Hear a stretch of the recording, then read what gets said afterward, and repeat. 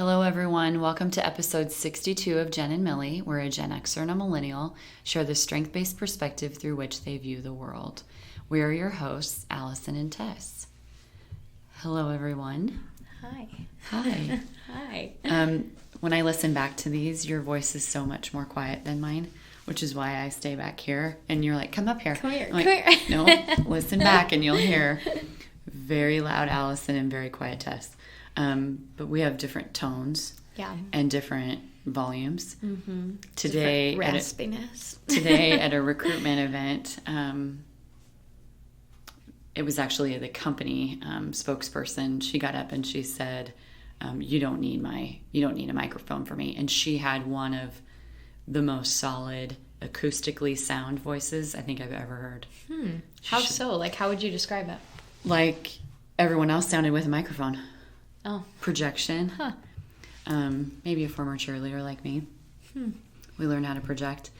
I was chatting about cheerleaders the other day during a Mentor Is Not session.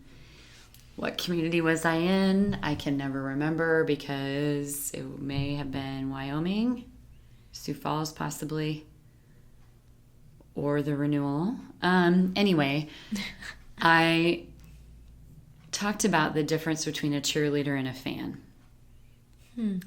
And this is a metaphor that has been used quite a few times around here.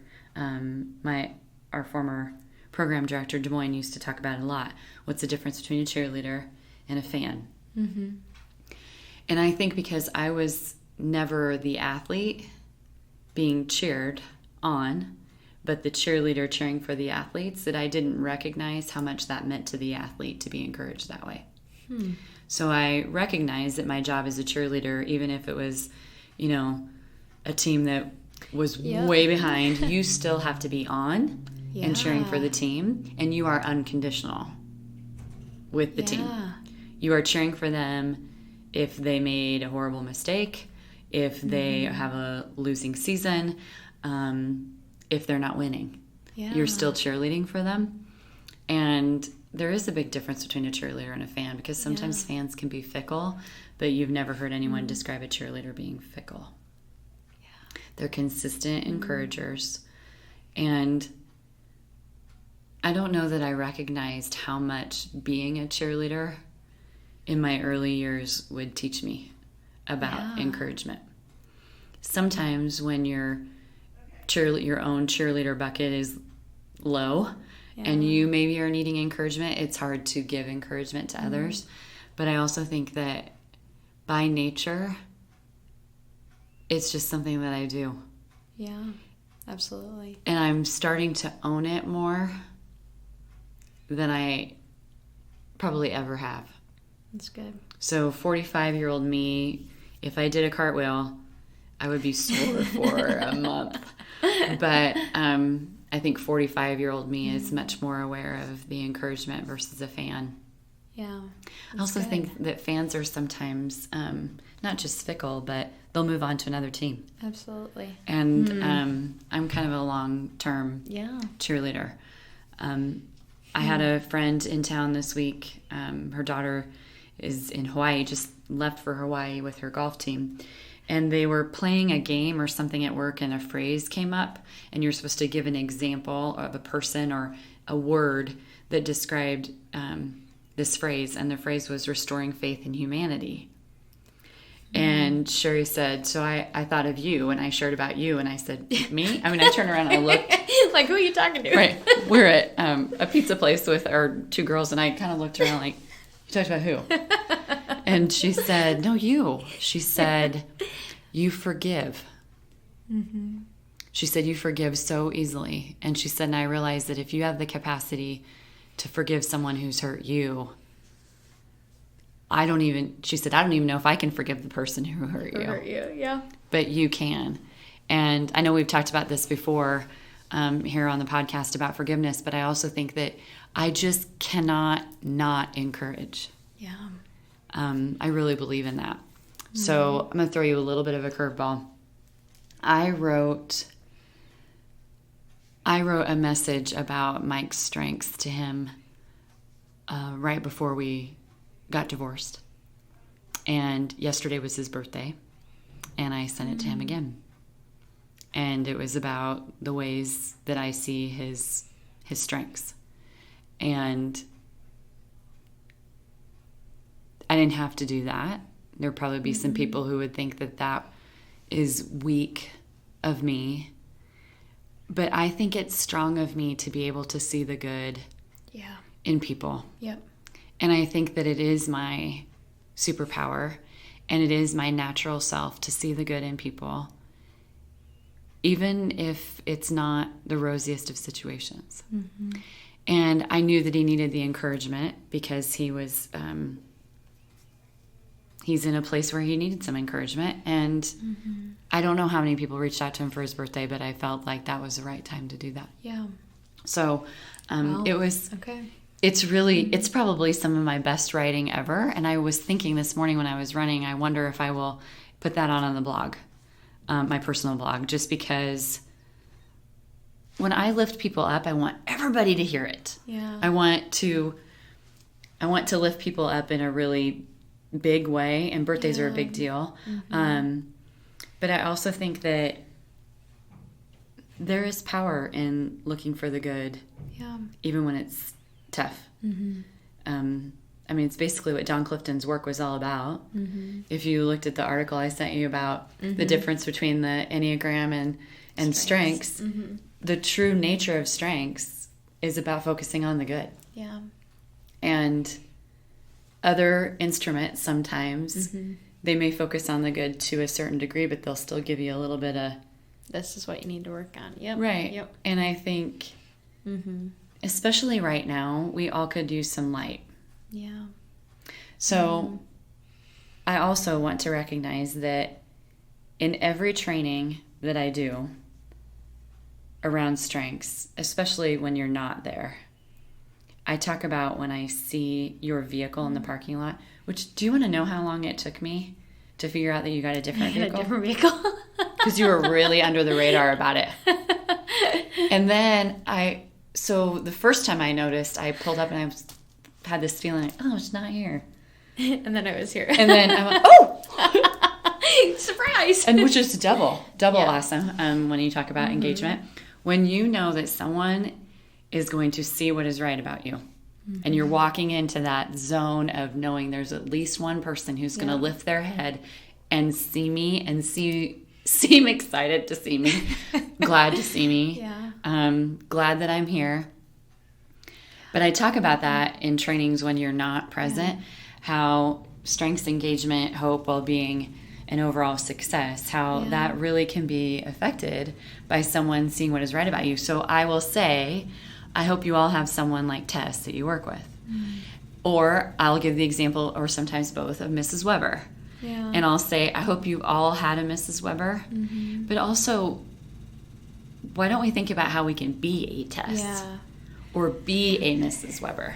Okay, and I think you already mentioned that you naturally are, because I do that. I stole that example and adapted it to you. So I say that all the time because we have reciprocity in that when I see your car in the parking lot, I get excited, and I share about that in a very first person way, which is not my natural teaching style, as you know. But so I give the stats behind this slide, and then I say I am a more successful researcher because of someone like Allie in my life that spots my strengths. I am a more engaged coworker because of someone like Allie, because of Allie in my life who spots that. And I think we do it and I just love that your example of wanting like the whole world, wanting people lifted up in front of the whole world, because I think that's an interesting thing. When I said, how about we talk about ways to encourage others, and I just got done with lunch with Annette Woodhead, our Southern Regional Coordinator, and just an incredible human being, and she said, I'd love for you guys just to talk about ways that you can encourage other people. And she's so good at it. She's so good at it. But I think that everyone does it a little bit differently along the lines of their strengths. Yes. And everyone likes to be encouraged differently. We've talked a lot about the fusion of strengths and love languages. And I think that's a little bit into that. But I think that your tendency to say, when I encourage people, when I want to lift them up, I want to lift them up in front of the whole world, right? Woo. Which is so your woo coming out, right? And I'm like, oh my gosh. So I think for me, based on my strengths, no surprise to you, my favorite way to encourage people is one-on-one, very personally. Yes. And so I choked up. I have the best friends in the whole world. I have two very close friends, and they're just my favorite people. And I was just been going through like some normal life stuff, hard stuff, and they've been really, really encouraging. Just felt overwhelmed by a lot of things lately, and they've just been my rock through it all. And so I just like sent them a message this weekend, and I actually sent it into like our group text, which normally I would individually send things, but I felt courageous and I sent it. I sent it in our group text and was like, "Gosh, I'm just so grateful for who you are, for the fact that, you know, God put you in my life for such a time as this, and all of these things." And it was just so, like, I just love that one-on-one, like a very personal, which is your connection individualization. with people. Just individualization, high relator, yes. High empathy, which I never claim in myself, but you know, some of these things that make me want, or that drive a personal sense of encouragement. And I think my strategic thinking themes also need the time and the space to really think through my words when it comes to encouragement. That I won't just like throw a text together or a post together, or, you know, even last week getting to celebrate you and all your teammates, like your work so anniversary.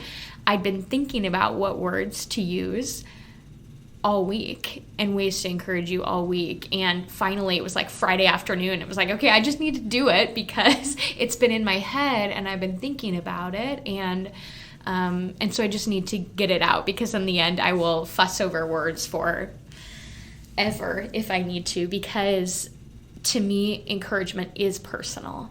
It is. It's the most personal thing you can do, is to lift somebody up. But then there's also, I don't know. So I don't know, right? Like, so for me, it makes sense that I would value it most in a one-on-one context. But then there's so much beauty in a corporate context too, or like a large-scale context of community, of people who know you, people who love you. Like, I think it's beautiful. When I was thinking about posting that to the blog, Mike has relator in his top 5, and it probably would not be something he would love. So when you said that, I know, I could tell. I know. I'm like, I know, Jess, I know. But I was thinking, he is less likely to also say, hey, this is me. He's, you know, in a reflection state of mistakes, and I do have a lot of empathy for that. But the thing I was thinking about, we all have the opportunity to lift people up every day. And when I train and we talk about the impact of teammates, when we train and talk about strengths, when we talk about Your Data Matters, which, by the way, if you haven't had a chance to check it out, it is a fantastic match sport academy. We train people to do it every day.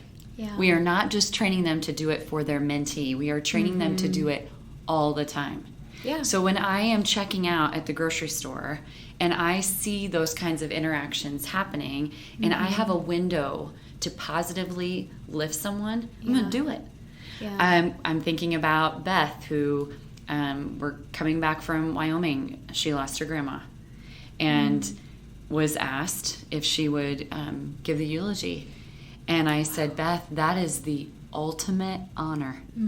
That is the ultimate honor when you are asked to recognize celebrate someone's life. I mean, that is essentially your moment to be able to lift someone up as to, this is what they brought to the world. But I think about, why do we wait?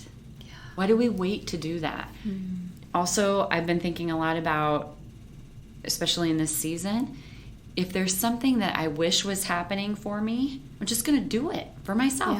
So I celebrated 15 years by wearing a dress every day. By the way, you were the only person who noticed until I said something to people. I was just going to say, and you also kind of let me know that you were going to do it. So I don't know that I would have noticed. I wore a dress every day.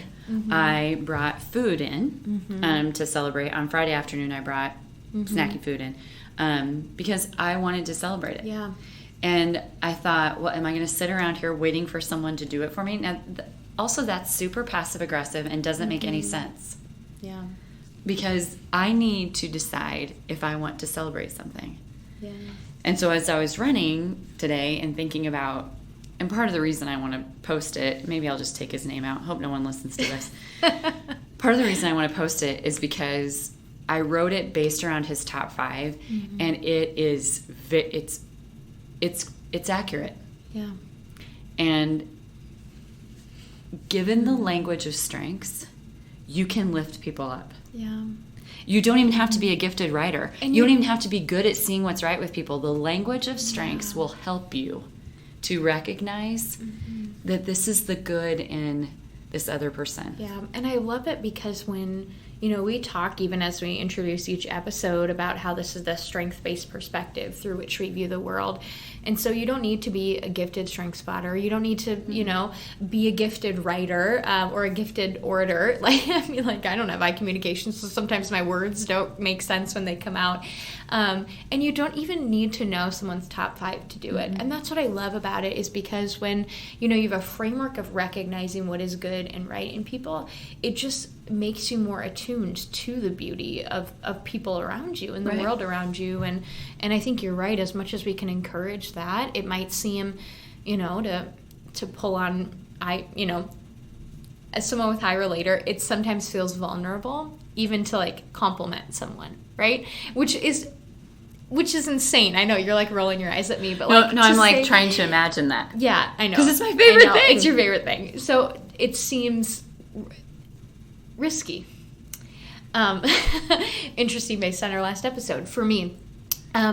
Sometimes, and in some contexts, not all the time, right? But in the end, the reward is so much greater than the risk of stepping out and naming what's good and right in people, mm-hmm. Calling out dreams and potential and purpose and value in people's lives. And yeah, I think we need to do more of it. And I think going back to your kind of your example of how you like to encourage versus how I might encourage and affirm, I think that's why we need great complementary partners in our lives. Yes. Because I most naturally am going to encourage individually or in small group contexts, but and the same with, someone like Mike, that's how he's going to do it and most likely be more comfortable receiving encouragement. But how much greater is it when it's from a voice and in a medium that isn't our natural default? Right. Right? It's almost a little bit like that you believe so much in his strengths mm-hmm. that you're willing to share it with the world. Mm-hmm.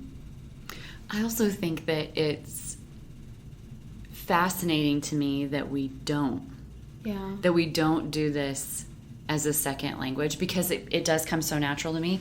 But also, I take the risk and I am vulnerable because people will think it's not authentic. Mm. And that's a huge risk that comes with woo for me, is that it will be perceived that it's just fake. Back to your friends, and you have great ones. There was an article last week's Maria Shriver about how tight friendships, good friendships, mm-hmm. so affect your well-being. Yeah. I mean, it's startling, the research around it. And I did pin it to a discussion topic for us. But I was thinking about, I came back from Florida, a better version of me. Yeah. And I laughed so hard. I laugh in a way that I don't laugh any other time. Yeah. And then Sunday, when we got together, Sherry and I were starting to tell a story about the trip, and our daughters are just they're completely checked out, as if I don't care what you old ladies did. Ooh. Okay, have they seen your karaoke video I did show the karaoke video. I did. Lauren told me that outfit was so bad that it looked like something I would have dressed her in to match her with me when she was 4 years old. So I did show the video. But the funny part is the girls are kind of checked out, and Sherry starts laughing, and Sherry is not quick to laugh. Mm-hmm. So again, the scale of friendship. Yep. And I think all of us have friends. I mean, think about your friend group and think about the personalities that you bring. You can either base it on The Office. You can base it on, I don't know Friends characters very well. You can base it on Golden Girls. You can base it on a lot of different sitcoms. But everybody has a friend group like this. So Katie laughs even when it's not laughable. She just walks in the room and ha-ha laughs. But not ha-ha, but just is jovial laughing. Yep. It doesn't take much to get me going, but Sherry rarely laughs. And if you can get her to really laugh, I mean, it's gold. I work for that. My friend Amy Harris, if you get Amy Harris laughing, if it's a real laugh, I mean, like you've made her laugh, she will start snorting and then coughing. Like really hard coughing. And once you do that, you know you're that funny. So I did growth mindset for a group of foster parents on at Lauren's at KVC's conference on Saturday, and started out with the group. They had told me I'm one of the 3 breakout sessions. So I'm thinking, okay, how many will I have? They said, oh, probably around 80. I said, okay. So I get there, I watch the luncheon presentation, which is fantastic, panel of kids who have aged out of foster care, talking about diversity and the need for diversity and cultural awareness in foster care. Second presenter that I watched was Abby, who talked about mental health, and it was fantastic to witness her as a speaker. And then I'm getting set up for mine. And as I'm getting set up, I'm noticing, there are quite a few people in the room, but soon there's like a lot of people coming in the room, and I'm thinking, oh yeah, they're really excited to see me. It turns out the other presenter was not there. And so the room next to me, all the people from the room next to me came over, and my session was on growth mindset. And I will tell you, Tess, I killed it. I was as funny as I have ever been. Totally just, but mostly because I didn't have very many slides. Yeah.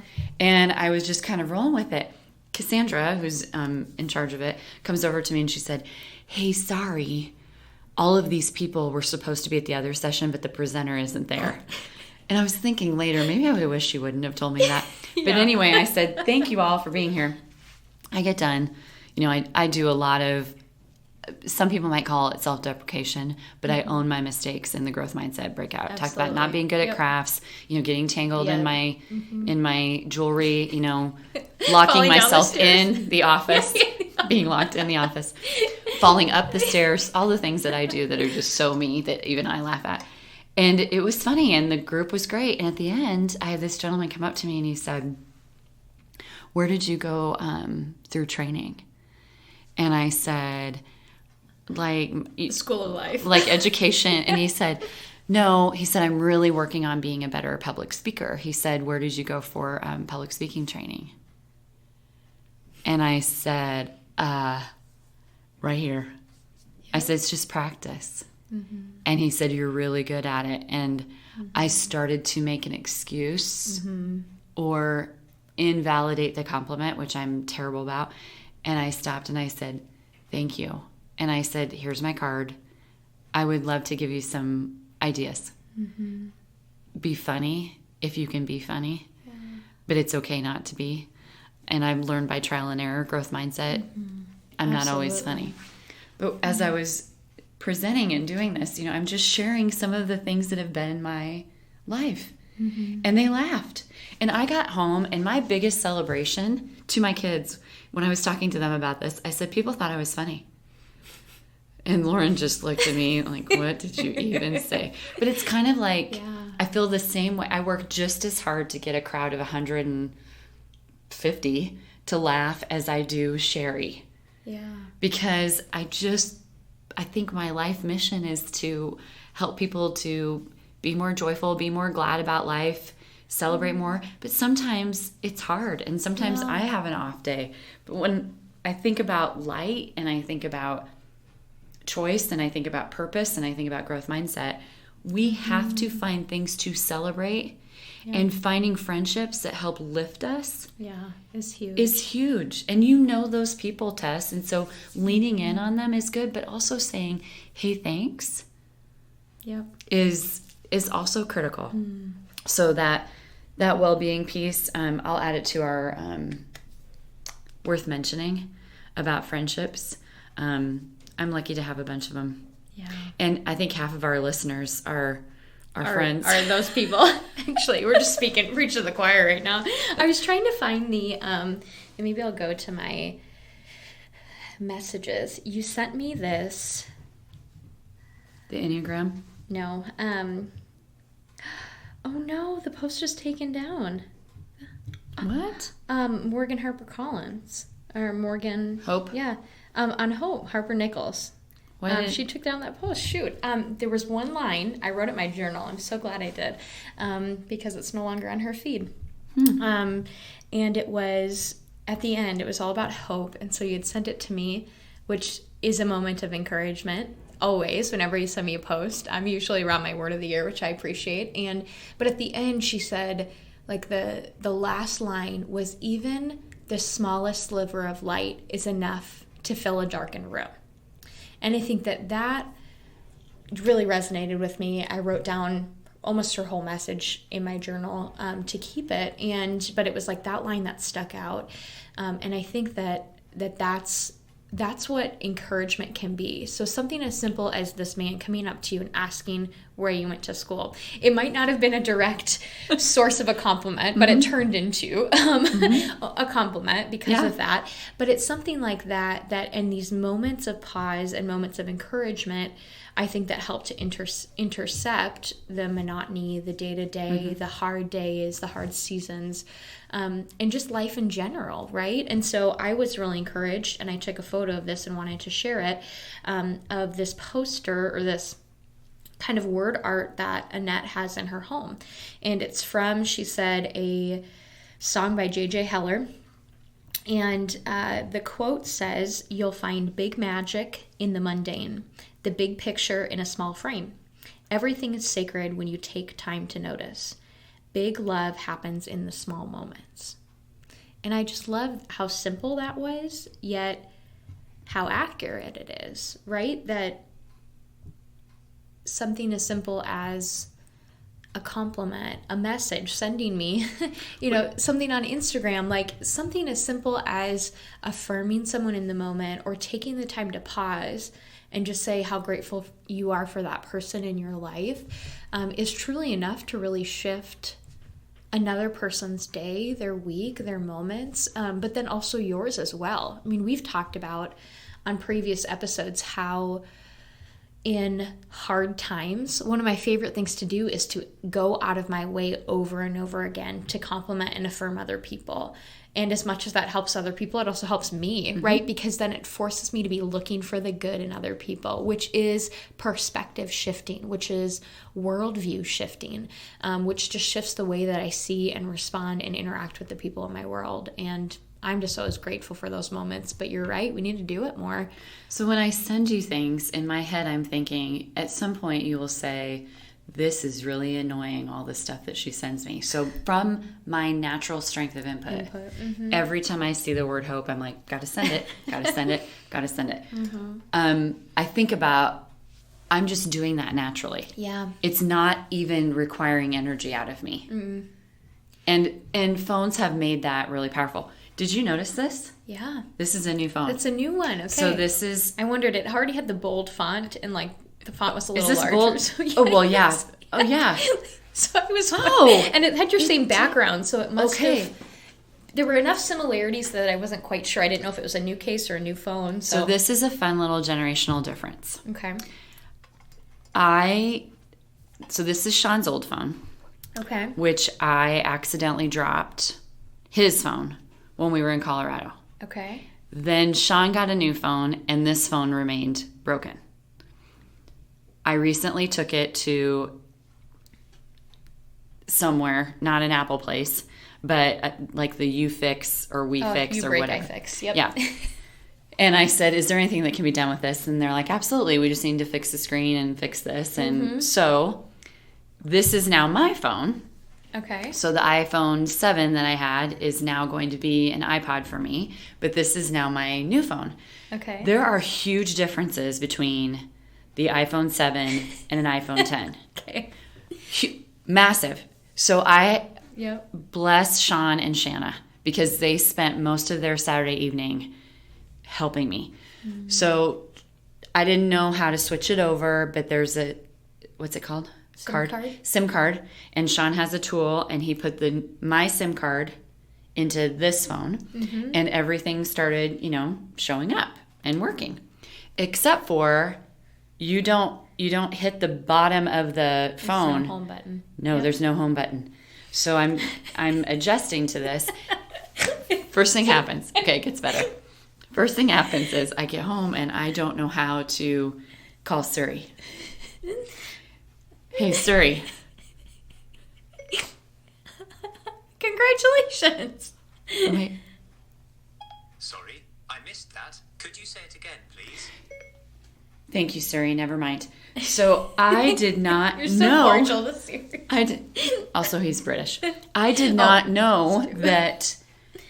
I didn't know that you could just say the name and that would happen. Also, I sent my children more texts and made more phone calls to them over the weekend.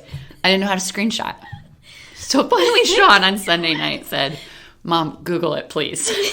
Just stop. I didn't know how to do a screenshot. I just didn't know how to run it. Yeah. And the funny thing is, I think we all should probably need to practice the adjustment to something new all the time. All the time. At least every once. I'd had that iPhone 7 for, oh my gosh, a long time. I think we should all have to get some kind of new equipment, whether it be navigating a different vehicle, navigating a different computer, or different software, or a different way that we, I don't know, brush your teeth with your left hand, whatever. But this threw me off so much that I had to slow down. Yeah. And really stop and recognize I didn't know how to run it. So I couldn't just do the quick finds of everything. Yeah. I'm still learning about this thing. And as we speak. Sean said, why do you have to so dramatically swipe? He said, why do you have to do that? But I'm still learning about it. And I think what I've found is in those moments, it causes me, it prompts me to slow down, but it gives me a little bit of joy. Yeah. Because it reminds me I can still learn something. And the iPhone 7 that I'm now using for an iPod when I run, I tried to swipe it this morning. That's how malleable your brain is. Yeah, absolutely. That you can that quickly shift a behavior. Yeah. So I started thinking about if that is the case, that my brain is that malleable that I can switch a behavior that easily. And this kind of goes back to the 1 second habit. Once you do a push-up, then it's 2. Changing a habit. It's in my mindset. Absolutely. So I can decide, okay, I want to shift. Let's make a shift. It's like upgrading your phone. You're going to adapt, but you have to choose to make the shift. And I was really hesitant to switch the phone over. That happened in New Year's Eve weekend. And I just got this now. What is it, March? So it took a little bit for me to be willing to make that change. Choice. And I'm glad I did, because it's reminded me that this is an okay... Third time's the charm. Okay, there we go. This is an okay thing, but it also felt very safe that everything was the same on it. Yeah. I didn't notice that I still had bolded font. Yeah, it's very bold. I just went for my eye exam, and my eyes are better than they were last time, except for the Raiders. Okay, so if we want to encourage people to encourage people, make a shift. They have to make the choice to do it. Upgrade your phone. Upgrade your phone. Upgrade your attitude. Upgrade your life. Yeah. It's really an upgrade of attitude, but it really is hard. And I'm speaking in a very hypocritical tone when I say that we should do that, because it doesn't always work for me. I get stuck. What's one place you can encourage people this week? Either one person that comes to mind, one way you want to encourage someone, what you want to look for in other people. I try to do this at work as often as I can. When I notice, I try to lift up. But I think one of the things that I could do better is thinking about how I lift the people that I don't know as well. So I do have the ease socially of approaching anyone, and it doesn't feel vulnerable to me. So I could, actually I kind of did this last night. I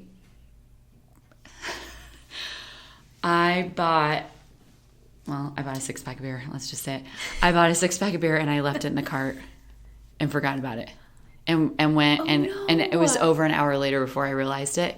And I thought, oh, where did I leave it? And I went back to my car and it's not in the car. And I'm thinking, where did I leave it? And I thought, I left it in Ivy in there. So I left it in the car. I called back. I called there and I said, hey, my name is such and such. Well, my name is Allison. And I left. Oh, yes, you did. I said, I am so sorry. She said, it's not a problem. If you're coming right away to get it, it's here. Otherwise, just check in with me when you get there. So when I check in with her, I said, I am so sorry. I said, what a dumb move. And she said, oh, it's fine. She said, it's no big deal. She said, just go get it and then check through with me as you're leaving. And as I left, I said, thank you for being so nice about this. And she said, oh, it's my job. And I said, no, thank you. Because I would have probably let me have it. I mean, leaving it in the cart. Yeah. That is a very irresponsible move. And then just to leave it behind, it's already been paid for. It's in where the carts are. Can you edit that out? No, I'm not going to. High level of irresponsibility there. But I could do a better job with that, even if I'm noticing someone doing their job well. But you did that. Right. You did But it. I could do that even more. Even more. Okay. I was going to say, give yourself grace. You naturally encourage people. As you said, you're naturally a cheerleader. My mentee was telling me how mean people are when they come through the drive-thru. That's her part-time gig, and she was talking about how mean people are. Yeah. And she said, I can't hear you. She said, sometimes people, I can't hear them. Yeah. Or sometimes they get mad because every McDonald's is different. So breakfast all day is based on the McDonald's. Some breakfast all day does not include hash browns all day. Some breakfast all day does not include the Egg McMuffin all day. So she was explaining to me that people get mad. And she said they're not very nice. And I said, I am sorry to hear that. I will do better. So I think I could notice and encourage everyone. Yeah. That's a lofty goal, though. To notice and encourage everyone. Yeah. I have a belief that we can do anything for a short amount of time. I'm not going to win the world record of doing a plank for 48 hours like that guy did recently, but I can plank for a minute. Yeah. And it will really pain me because I don't like planking. But if I had to, I could probably even do it for 2 minutes. I can run, probably not for 14 miles, but I can run for 3. I believe that all of us can do something that really pushes us for a short amount of time. So we could... So I would say yes, but I would challenge and encourage you. It's like when I quit sugar. It was terrible. But that encouragement is, and what we would hope, anyone listening, it wouldn't just be a short amount of time. That you say, this week I'm just going to encourage everyone that I can in every context, right? That really what we found is living from a strengths-based perspective, an asset-based perspective, means shifting how we view the world, like perpetually, indefinitely. So it doesn't mean encouraging everyone all the time or making this mess, right? It reminds me even like, so this is why I'm challenging you, because I know that you can take it and I can. Maybe I'll rebuttal, but it almost is like, New Year's Day, I'm going to all of a sudden eat no sugar at all, and I'm going to work out every day, and I'm going to read 50 books. And, it's like people that make all these lofty goals, and then you don't end up doing any of them. Right. So, like, what is, that's where kind of my question came from is, in the best of all worlds, right, we would encourage everyone at every opportunity that we had, because everyone needs encouragement. But what is, like, one space, one place, or one person that comes to mind? So if you say, I want to encourage every clerk that I pass through when I go to the grocery store, or when I go to the clerks, store. Right. Just do that, right? And like start there. What's a practical... But I don't feel like this is hard for me. Okay, so that's why I feel like you're challenging. What would be hard for me is someone who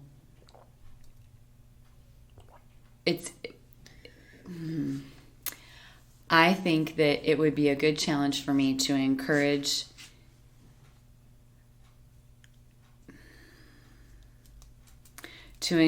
people that are more challenging for me. Yeah.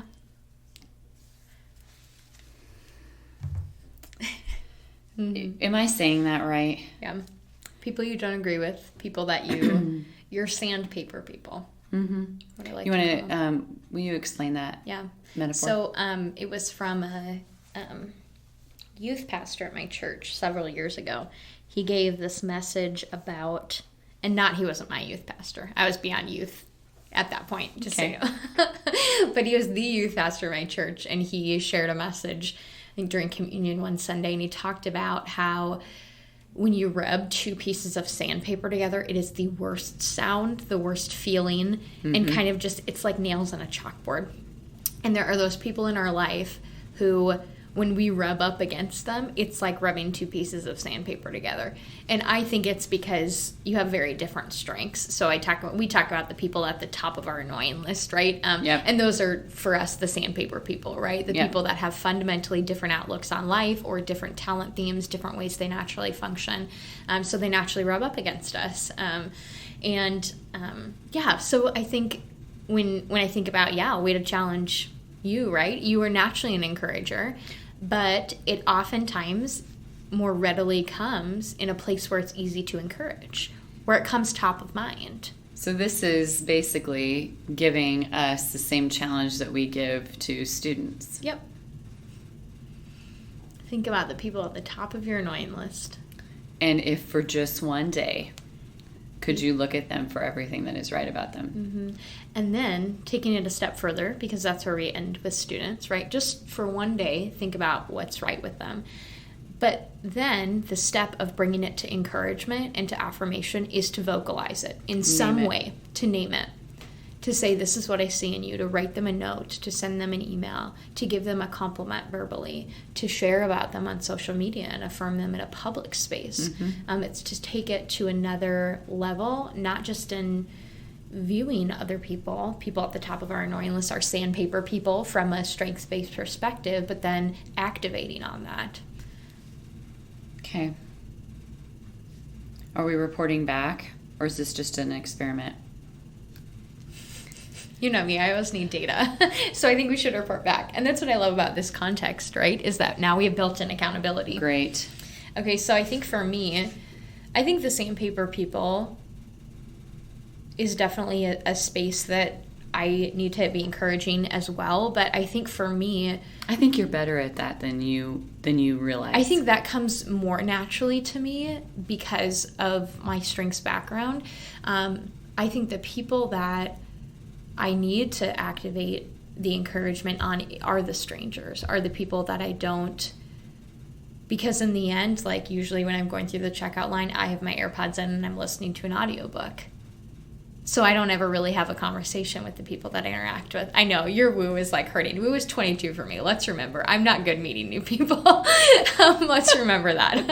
I have a lot of social anxiety, or social awkwardness, not social anxiety. But I'm fascinated by all people. And when they start to use their voice, you just never know what you're going to learn from them. I know, which is wonderful. And I love that in a context of like getting to go to Alma and hear and sit with the stories of people there and Emma Cook. Like I loved that and I can do that, but I had a very clear purpose and intention for why I was in that space. A very clear goal of what success looked like being in that space. But I think like a grocery store, somebody that I'm that person, and this is a generational perspective too, that wants things as automated as possible. So Costco came out with self-checkout lines, and they installed them like 2 weeks ago, and it was my favorite thing in the world because then I didn't have to interact with anybody. That's terrible. But there's, I think, a lot of people in my place that don't have as high woo, or that are.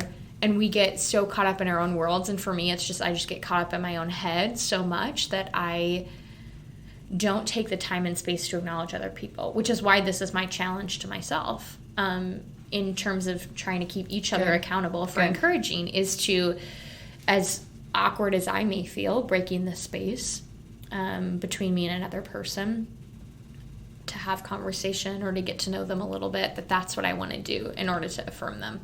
And I think that's also maybe generationally, but also I think back to, why we exist. And in the age of constant connection, there are higher rates of loneliness than there have ever been. And what a mentor does when they show up and they listen. Yeah. I shared with you before we got on the podcast that I had over an hour with Haley this week, and honestly, it wouldn't have mattered. It wouldn't have mattered if I was running late for something else, because so rarely does she not look at the clock like, what time is it? I need to go. And she was just talking. And I think that face-to-face interaction is a gift to both parties. I think about Roseanne's book, Grief and Gratitude, and she tells the story of it was during a time when there was a lot of illness in the church, and the pastor said, maybe avoid the hugs or the passing of the peace. And one of their older congregation members said, that's the only human touch that I get. That's it. And I think sometimes when I'm standing in the grocery store line, I'm just thinking, does this person need just to have a dialogue? Are they having a dialogue with someone else? And I truly believe that we have no idea how we're lifting other people up. Lauren shared a story the other day. She was having a terrible day, and she went to a home visit and they weren't home. She went to another visit and they weren't home, but somebody saw her and said, "Miss, you look very nice today." And she said, "I got in the car," and she said, "I'm 0 for 2 on visits, but I got a compliment." Yeah. That people probably don't even think about, that lifts. And I hope that everybody who listens to this and takes the time to reach out and tell us, that's what that does for me. Yeah. I mean, that every time it's a huge lift. We got a great message from Dan Kincaid this past week on our last episode, and Sarah always reaching out. And I was in awe of. Katie sent me a text and she said, "I just listened to the last Genn and Millie. It was like I was back in Florida." So even to know that, I hope that there's something that people hear from our voices and our willingness to be vulnerable and open and say we don't have this whole strength-based perspective perfect yet. Never will we. No. But that we're still practicing this and that we still take the time to think about how we can encourage others. Yeah. It's meaningful. Yeah. Yeah, so I think we'd kind of leave it at that. Like, how can you encourage other people? Especially right now. Especially right now. Yeah, there's a lot of fear going around, a lot of anxiety. And so I think we all need some encouragement. And thanks for the cat towel. It does make me feel safe. I hate to say that. I try. I try, Allie. Normally cats don't make me feel safe, but this cat they don't make me feel safe either. Beach towel does. It does not make me feel safe, so I'm glad it makes you feel safe. It brings back bad memories of childhood. No. Was this your beach towel? We had lots of beach towels. It was Were one they of them. all this graphically designed? Yes, but not hunter green with bright cats on them. Ours didn't ever have the depiction of anything other than patterns. Oh, ours had lots of characters. I grew up in you have a Powder Puff Girls printed on your towel, and you have Spider-Man sheets and all of those things, But they don't look like this now. You don't find not graphics now. now, do you? Is it mostly just patterns? Gosh, I have no idea. I don't remember the last Sorry, time I bought a beach beach towel. Side note.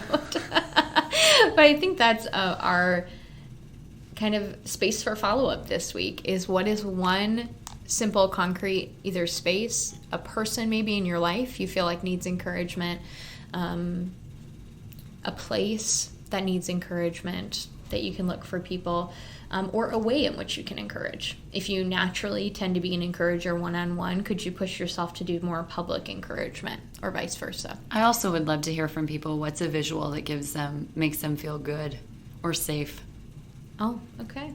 That so visual the cat can be anything. Okay. I think that's a good thing for us to focus on right now too. What's what something makes you feel safe? Whether it's a space or a visual or some kind of a comfort. I'm not saying that this is a comfort, but it does make me feel safe when I come in and I see you here. Our little recording stickers on the door. This is our makeshift studio, and it makes me feel like good things are going to happen in this container. That's good. I like that. Alrighty. Well, think about a few of those things, and we'd love to hear from you.